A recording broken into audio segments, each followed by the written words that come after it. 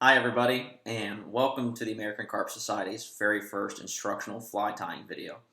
I'm going to be your host, Brandon TOURIGNY, and today I'm going to be teaching you guys how to tie the Damcraw. I first learned about this fly in a book called The Best Carp Flies and How to Tie Them by Jay Zimmerman. And if you'd like to read more about this fly and follow along with me in the book, it's in chapter 23.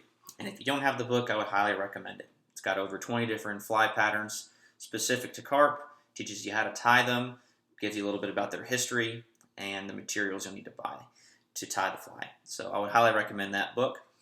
But if you don't, that's what these videos are going to be for, and they're going to be to help expand your knowledge on carp flies and hopefully fill your fly box with a few varieties of different patterns for different situations you might find yourself in as a carp angler.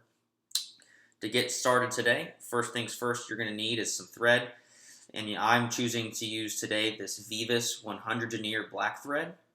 And just a little personal preference for me and attention to detail, I choose the color thread to match the color fly that I'm hoping to achieve. In this case, you'll see me tying a black fly, so that's why I chose black thread. For a hook to tie on today, we're going to be using Gamakatsu SL45 bonefish hook and size 8.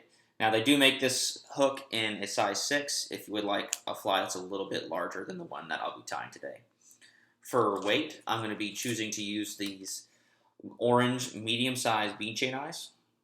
The reason I'm choosing orange is I find that the orange just pops a little bit better in dark or murky water. But if you only have black, that also works as well for the pattern. If you are following along the book, Jay uses black bead chain eyes. And then if you want to get it a little deeper, you can always add some .020 lead wire. And if you're going to be using lead-free wire, just make sure you go up one size. You'll want .025 if you want to get the same weight as .020 in your lead wire or versus non-lead wire. For the body of the fly, I'm going to be using the hairline dubbing Cohen's Carp Dub in the Northern Lights Black. This material comes in a ton of different colors.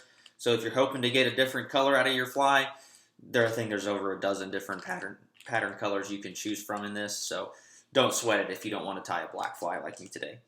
You can get this material at a local fly shop, and if they don't have it at the store, most local fly shops can order directly from Hairline and do a special order for you.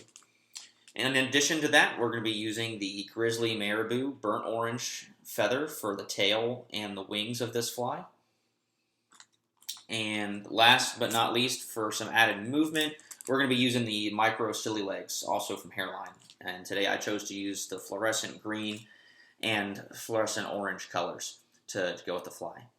With that said, let's get to tying.